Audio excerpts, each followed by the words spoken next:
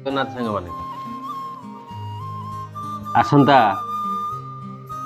28/10/2023 ଶନିବାର ଚନ୍ଦ୍ରଗ୍ରହଣ ପଡ଼ୁଅଛି। ତେଣୁକରି ସେହି ଚନ୍ଦ୍ରଗ୍ରହଣ ବିଷୟରେ କିଛି ସାମ୍ୟକ ସୂଚନା ଦେବି।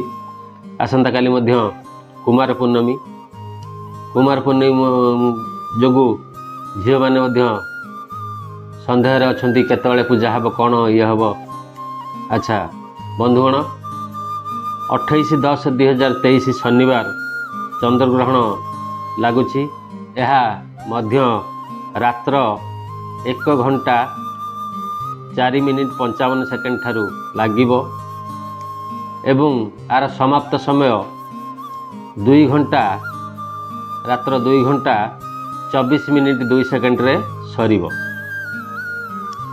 ତାହେଲେ ପାକତ୍ୟାଗ ସମୟ ଅପରାହ୍ନ 4ଟା 5 ମିନିଟ୍ ଠାରୁ ପାକତ୍ୟାଗ ଏବଂ ଦେବନୀତି ନିଷେଧ। କୌଣସି ମନ୍ଦିରରେ ଆଳତି ହେବ ନାହିଁ, କୌଣସି ଦେବ କାର୍ଯ୍ୟ ପୂଜା କାର୍ଯ୍ୟ ହେବ ନାହିଁ, ଘରେ ସନ୍ଧ୍ୟା ଧୂପ ଦିଆଯିବ ନାହିଁ। ଏହା 4ଟା 5 ମିନିଟ୍ ଠାରୁ ନିଷେଧ। ଏହା ପୂର୍ବରୁ ଯାହା ଦେବନୀତି ହେଇପାରିବ। କୁମାର ପୂର୍ଣ୍ଣମୀ ପଡ଼ିଥିବାରୁ ଝିଅମାନେ ଭାବୁଥିବେ କେତେବେଳେ ଚାନ୍ଦ ପୂଜା ହେବ। ଏହା କେତେବେଳେ ଚାନ୍ଦ ପୂଜା ଯିବ ନା 4ଟା 5 ମିନିଟ୍ ପୂର୍ବରୁ ଏଇ ଯେଉଁ ଚାନ୍ଦ ପୂଜା ନୀତି ସରିଯିବା ଦରକାର।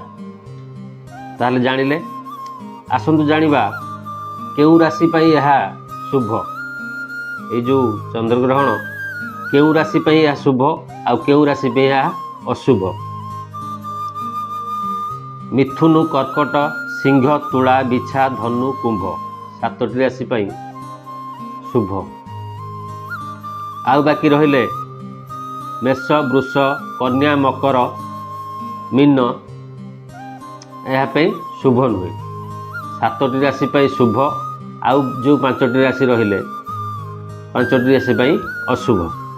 ଏଇ ଯେଉଁ ମିଥୁନ, କର୍କଟ, ସିଂହ, ତୁଳା, ବିଛା, ଧନୁ, କୁମ୍ଭ ଏଇ 7ଟି ରାଶି ଏଇ ଚନ୍ଦ୍ରଗ୍ରହଣ ସମୟରେ ଚନ୍ଦ୍ର ଦର୍ଶନ କଲେ ଶୁଭ।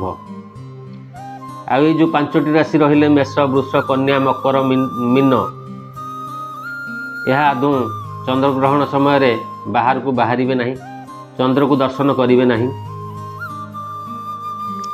ତାହେଲେ ଏହି ଚନ୍ଦ୍ରଗ୍ରହଣ ଦିନ କ'ଣ କରିବା ନାହିଁ? କ'ଣ କରିବା ନାହିଁ? ନଖ କାଟିବା ନାହିଁ, ମୁଣ୍ଡରେ ତେଲ ଲଗାଇବା ନାହିଁ, ଲାଉ ଖାଇବା ନାହିଁ, ମାଛ ମାଂସ ଖାଇବା ନାହିଁ, ଅନ୍ନ ଭକ୍ଷଣ କରିବା ନାହିଁ।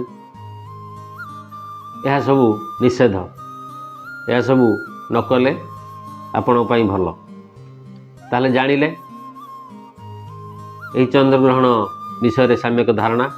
ଯଦି ଭିଡ଼ିଓଟି ଭଲ ଲାଗିଥାଏ ଲାଇକ୍, ସେୟାର, ସବସ୍କ୍ରାଇବ୍ ନିଶ୍ଚୟ କରିବେ। ଜୟ ଜଗନ୍ନାଥ। ରହୁଛି।